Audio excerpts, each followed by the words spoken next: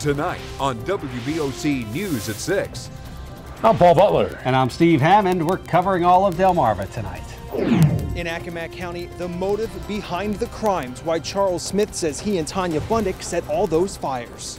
In Talbot County, what a relief. That's what many watermen are saying now that power dredging season is underway. I'll show you why coming up. Place those bets. Delaware's online gaming system is open for business, for some, for now.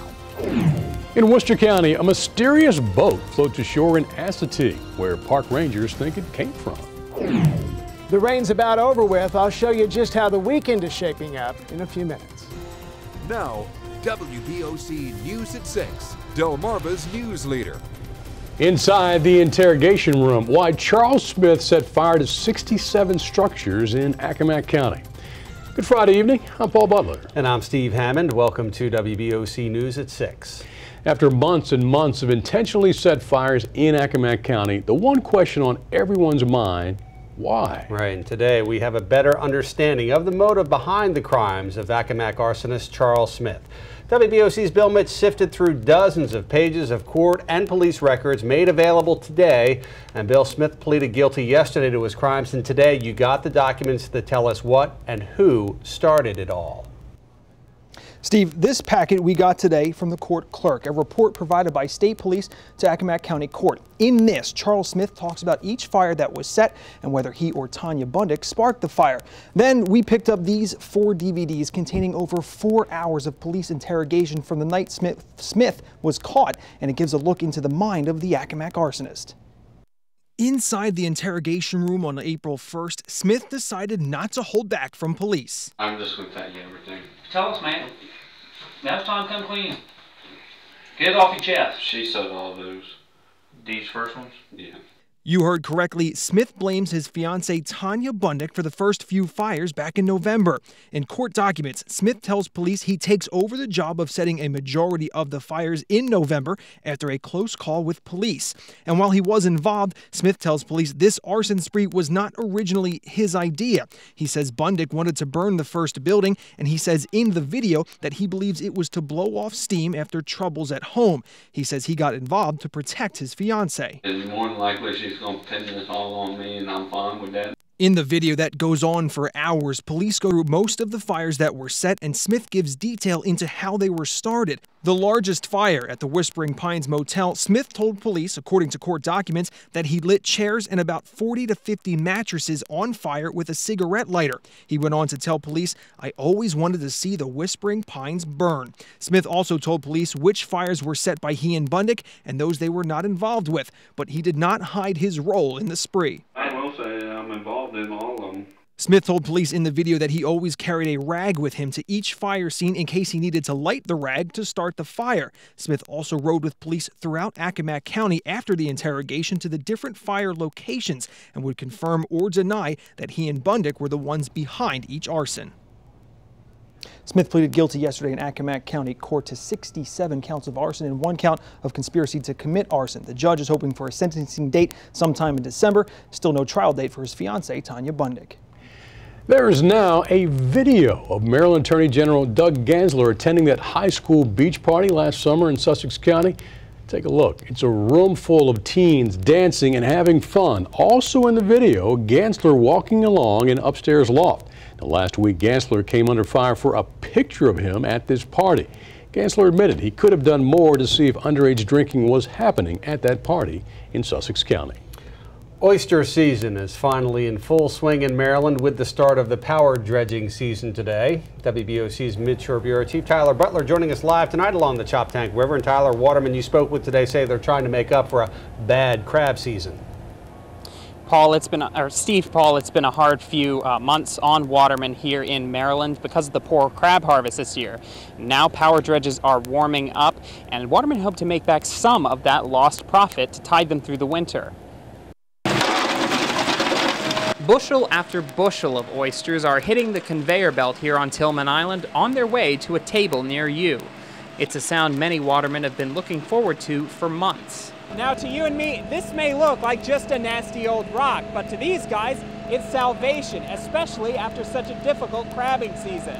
Oyster season started 1 month ago with tongs, but today watermen can start using power dredges, and that's where the real money is made. Charles Phillips says he's glad the season is underway. Usually from 4th of July on, crabbing slows down anyway, market-wise, and everybody's ready to go oyster and change the job for a while. He says power dredging actually helps more oysters to grow. Constantly cleaning the bottom up, and it helps break the oysters apart so they got a chance to grow good, and so far it's working good. Stephen Jones says he had a good day out on the water. It was very good catch. A couple hours, it was done. Like many watermen, he's working to make up for the bad crab season. But he says due to the Department of Natural Resources claiming several areas as oyster sanctuaries off limits to watermen, it won't be good for long. A couple weeks is going to be good, and then it's going to be a struggle. I mean, it's just the way, I mean, we don't have nowhere to go. For now, though, the conveyor belt will keep rolling, and the trucks will keep filling up, and watermen can breathe easier, if only for a few weeks. Now on Wednesday, the National Oceanic and Atmospheric Administration, or NOAA, gave $840,000 for more oyster beds to be planted in Harris Creek near Tillman Island. And that would be completely off limits to watermen who say if they're not allowed to eventually power dredge there, it'll all be for nothing. Those oysters will sink into the silt and die. Reporting live on the Midshore, Tyler Butler, WBOC News, Cambridge. Safety changes are in place at this year's Pumpkin Chunkin' after festival organizers were sued for negligence. WBOC Sussex County Bureau Chief Joe Buno joins us live from our Sussex County Bureau tonight. And Joe, those who run Pumpkin Chunkin' say safety is always a top priority, and this year is no different. Yeah, Paul, the festival is now requiring hundreds of volunteers and workers there at the festival this year to sign a liability notice warning them of the risks. This all comes after a lawsuit was filed by Daniel Fair of Lewis, who is claiming that he suffered a fractured spine in an ATV accident at the festival 2 years ago. Fair was a pumpkin spotter and was thrown from his ATV in the wreck. Now, of course, safety is always paramount at a festival with large cannons and flying pumpkins, but with hundreds of ATVs, UTVs, golf carts, and other four-wheelers flying around, security is keeping an eye on all of them as well. We're obviously on everybody about take it easy, take it slow. There's nothing out here that is that important that you need to go flying through anywhere. As far as the foundation of Fair's lawsuit, he is claiming that there was not proper training or supervision for the pumpkin spotters 2 years ago at the festival. Reporting in Sussex County, Joe Buno, WBOC News in our Sussex County Bureau. Lost at Sea is already the title of one mystery novel, but another story is waiting to be written at Assateague Island in Worcester County.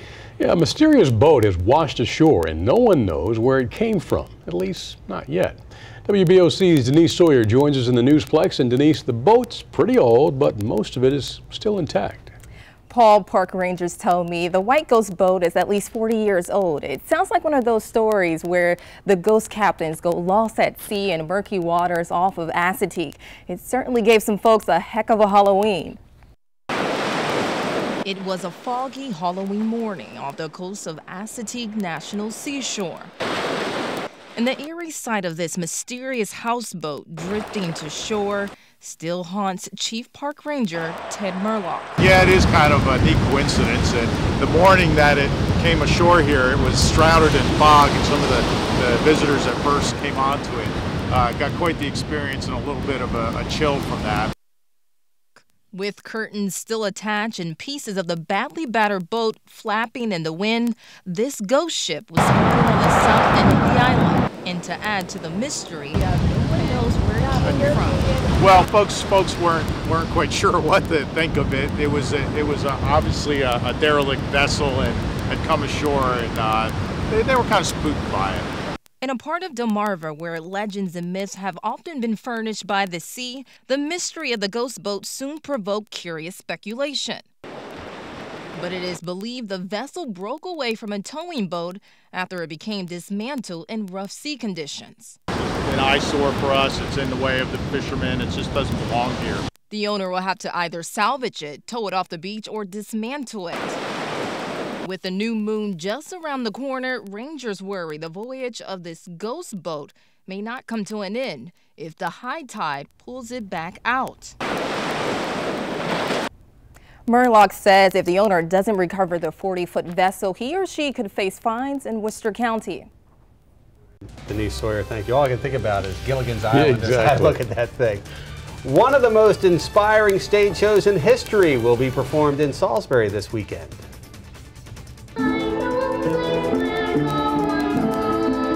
Reporter Charles Paparella takes us to the dress rehearsal.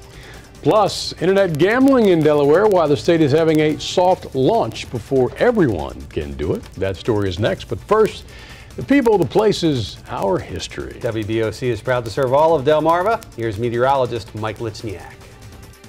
Today, we are proud to serve you in Salisbury and all of Wicomico County. And as we zoom on in, we'll show you that here at this church, there is a historical marker. It's at this marker and subsequent church that we are showing you is the current location of a congregation that has existed since the 1600s. Let us show you Wicomico Presbyterian Church and give you a history from Chopper 16.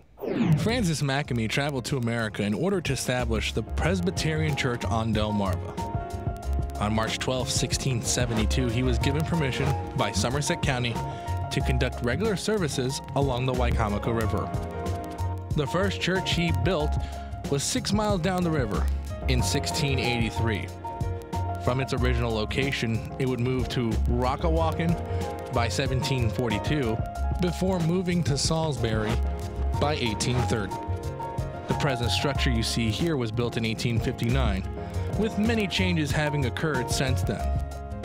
From an expansion to build a school annex, stained glass windows, a new pipe organ, and a major upgrade to modernize this building in the 90s. WBOC is proud to serve Salisbury and all of Wicomico County, and proud to partner with my friends at Johnny Janosic in Laurel and Dover. Visit Johnny Janosic's new and exciting Game World in Laurel, where you'll find game tables, billiard tables, poker tables, plus bar and spirit cabinets, all at Johnny Janosic World of Furniture. I'm Mike Lichniak in Chopper 16.